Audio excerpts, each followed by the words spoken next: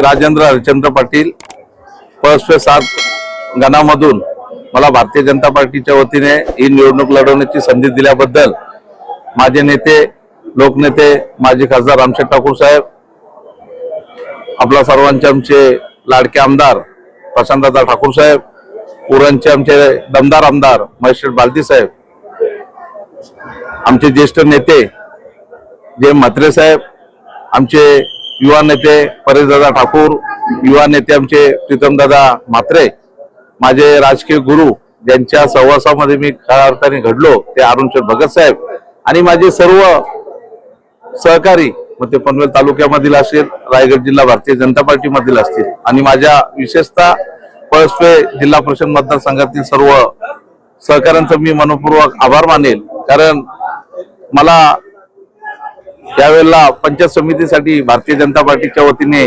उमेदवारी करावी असा जो आग्रह करण्यात आला, मी जिल्हा परिषदेला 2 वेळा निवडून गेलो होतो, 2 वेळा मला निसटता पराभव झाला होता, परंतु पक्षाचा एक विश्वासू कार्यकर्ता आणि माझ्या सर्व प्रमुखांचा मी एक लढवया शिलेदार म्हणून या निवडणुकीमध्ये मी असावं असा सर्व नेते मंडळी आणि माझ्या कार्यकर्त्यांचा आग्रह झाला आणि मला त्या आग्रहाखातर इथे उमेदवार म्हणून संधी जी मिळाली मी त्यांचा शतशः ऋणी आहे। सातत्याने लोकनेते रामशेठ ठाकूर साहेबांचा जो आदेश असेल किंवा आमदार प्रशांतदादा ठाकूर साहेब, आमदार महेशेठ बालदी साहेबांचा जो आदेश असेल तो माझ्या मतदारसंघातल्या प्रत्येक घरापर्यंत, प्रत्येक वाडीपर्यंत, प्रत्येक फ्लॅटपर्यंत घेऊन जाण्याचा माझा प्रयत्न असतो।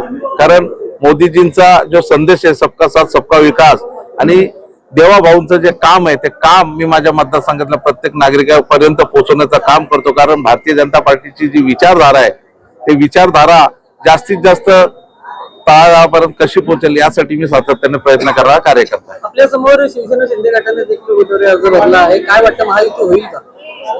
महायुती होईल किंवा नाही होईल एवढा निर्णय घेण्या एवढा मी मोठा कार्यकर्ता नाही, त्यासाठी आमचे पक्षश्रेष्ठी आणि महायुतीचे जे सर्व नेते मंडळ आहेत ते निश्चितच त्याच्यावर कलबत्ता करतील आणि मी निर्णय घेण्या एवढा मोठा नेता नाही असं मला वाटतं।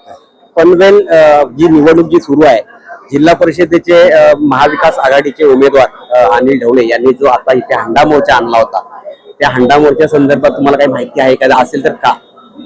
मी गेली 2002 त्याच्या पूर्वी 1997 1992चा मी 92 पासून काम करणारा राजकीय पक्षामध्ये काम करणारा कार्यकर्ता आहे।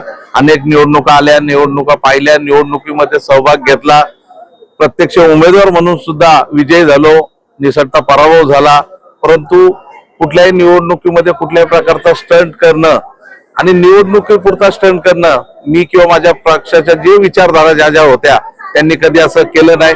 मला थोडंसं वेगळं वाटलं, परंतु उमेदवार आहेत, वेगवेगळ्या निवडून येण्यासाठी क्लुप्त्या लढवत असतात, एवढंच मला वाटतं। माझा मतदारसंघ म्हणजे संमिश्र असणारा मतदारसंघ आहे, एका बाजूला नागरीकरण वाढतंय, MMRDA रिजन मध्ये असलेली माझी गावं पनवेल महानगर क्षेत्राच्या अतिशय जवळ असलेला हा माझा मतदारसंघ आहे, त्याच्यामध्ये उसरली असेल, आमचा कोलकेपेठ असेल, पळसपा असेल, आमची डेरवली आहे, कोण आहे, आजुली, म्हणजे संमिश्र प्रभाव असलेला। कारण एका बाजूला नैना येथे MSRDC सारखा सुद्धा प्रभाव क्षेत्र असलेला आमचा मतदारसंघ आहे। निश्चितच आव्हानं खूप आहेत आणि सातत्याने आमदार प्रशांतदादा ठाकूर साहेब आणि आमदार महेश बालदी साहेबांच्या माध्यमातून आमचा जो पहिल्यापासूनचा जो स्टँड आहे तो स्टँडवर आम्ही कायम आहोत आणि ती भूमिका साहेबांची जी भूमिका आहे ती भूमिकेमध्ये आम्ही कुठल्याही प्रकारचा बदल करत नाही। आम्ही शेतकरी, स्वतः शेतकरी आहोत, त्याच्यामध्ये बाधित आहोत।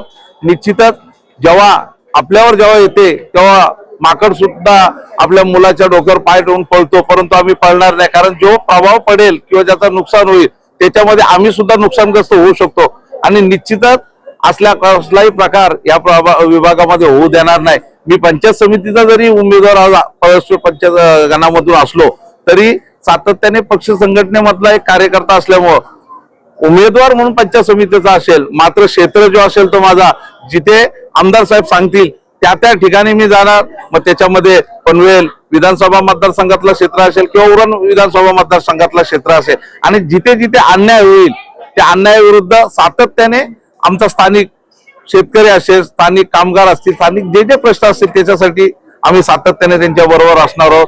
बाजूला आता आपण पाहतोय नवी मुंबई आंतरराष्ट्रीय विमानतळ होत आहे आणि त्या विमानतळामुळं तो गर्दीचं म्हणजे वाहनांच्या गर्दीचं प्रमाण वाढलेलं आहे.